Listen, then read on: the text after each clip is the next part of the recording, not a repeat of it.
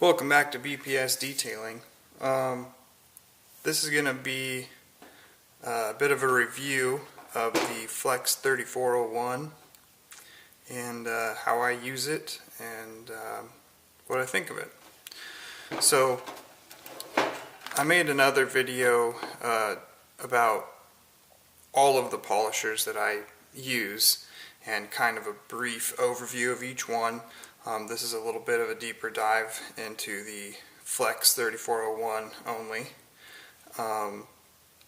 This machine retails for about $420 some. I'm sure you can find it on sale for around maybe a little under $400. I picked this up used for $100 on Craigslist, and it works as if it was brand new. They're really great machines. They're made well. Flex is a really well-known company in all sorts of professional tools and refinishing products and tools. So this is the standard backing plate that it comes with. It's a 5.5 inch. It's kind of a funky size, honestly, because most backing plates will either be 5 inch or 6 inch. And then with those backing plates, so for a 5 inch backing plate, you can use a 5 inch pad or a 5.5 inch pad or even a 6 inch pad, and the surface area of the pad would be that size, right? So the surface area of the pad is going to be exactly 5 inches, or the surface of the pad will be 5.5 or 6 inches, but the other side of the pad is going to be exactly 5 inches. So they're made for a 5 inch backing plate, whereas this is 5.5. So it's really hard to find a pad that will fit this plate perfectly. So as you can see here, this is a Rupes 6.5 inch pad. Okay, so when you go to put this on there, you can see here, let me turn this around. So the way to do this is if you've got pads with the hole in the middle and you've got a machine that has a backing plate like this with the hole in the middle, what I do is just match up the holes as good as I can and put it on there. And you can see we've got a 1/2 inch all the way around this thing, because this 6.5 or 7 inch, it's either a 6.5 or a 7 inch pad, and it's made for a 6 inch backing plate. So you got that extra 1/2 inch around there, but it works perfect. It works perfectly fine. There's nothing wrong with it. It's totally fine for this specific pad here. This is the UHS pad. I've got a video on. I love this pad. It's amazing. I got to get more of them. So it's just kind of a pain, because it's nice to have a backing plate that fits your pad the way it's supposed to and fits perfectly. It's going to make it work better. It's going to have more even wear. It's going to be just easier to work with and just an overall little bit better experience. But if you've got a pad, that's a little bit, 1/2 inch bigger than your backing plate, you're totally fine. Where it starts to get messy is if you have a backing plate and say your pad is too small, right? So if I try to put this 4 inch pad on here, then we got a problem, right? Even a 5 inch pad, you can have a problem because you've got this really hard abrasive Velcro backing sticking out further than the pad itself, even with a 5 inch pad. So then if you're polishing something, and if you kind of tweak the machine as you're polishing, go over, you can really damage the surface you're trying to protect, and you're trying to correct. So that's a real negative. So you got to make sure that your pad is going to cover that, so to avoid damaging any of the finishes that you're trying to correct with this machine, or with any dual action or rotary polisher. So what I do is I just get 6.5 or 7-inch pads for this, and it works great. Now it's got this bolt for the stock one, and it's got a certain size of Allen key here. And then what I've got here is the 4-inch backing plate for the Flex 3401 made by Lake Country. So there's the information. Got it from AutoGeek. I also got this pad from AutoGeek that's discontinued now. They don't make these anymore. So AutoGeek has had a sale running on these, so they're about $4 a piece, and it's like the best deal I've ever heard of as far as getting high quality, really durable performance pads. These for $3.99. I mean, you just can't beat it. These anywhere else. For the build quality and level of durability of this pad, you'd be looking at $10 or more probably. So these are gems, and I'm going to be sad when I run out of them, but it is what it is. So this backing plate has a unique design. So, oops, lost my washer there. So you have these gears that fit on this machine. So you have to have those gears, otherwise, or notches, I guess. It looks like a gear that fit in to this machine, otherwise it won't work. So you can't just use a standard backing plate with this machine, and that's probably the thing that bothers me most about it, really, is that it doesn't have a standardized system. So it's kind of a pain. But I picked this up for $20 from AutoGeek, and it was retailed for $40, so it was a super good deal. And then, since it's made by Lake Country, and these pads are made by Lake Country specifically for this machine, it fits absolutely perfect on there.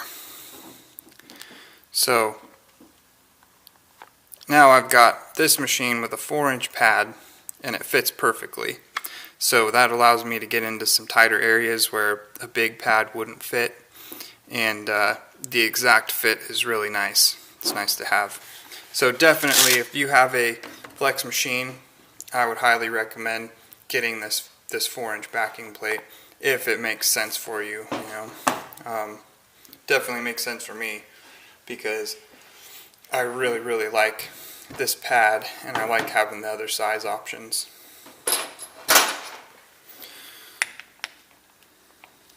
So it's really easy to switch these out.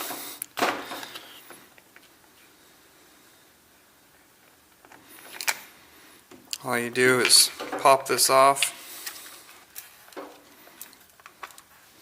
and you've got that really weird gear system in there. I suppose Flex probably had a really good reason for making it that way. It's probably more sturdy, more durable than if they were to make just a standard backing plate that fit on there. Especially because it's gear driven and it's really powerful. So, maybe there's some logic to it.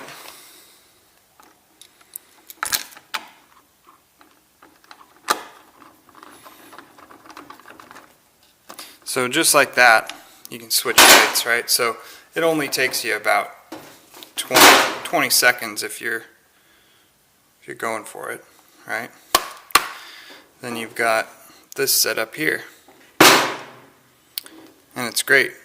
So this is probably, of the machines that I've got, this is probably my favorite one. Like if I could only have one machine to do it all, this would be it, because it has the forced rotation, so it will cut extremely well.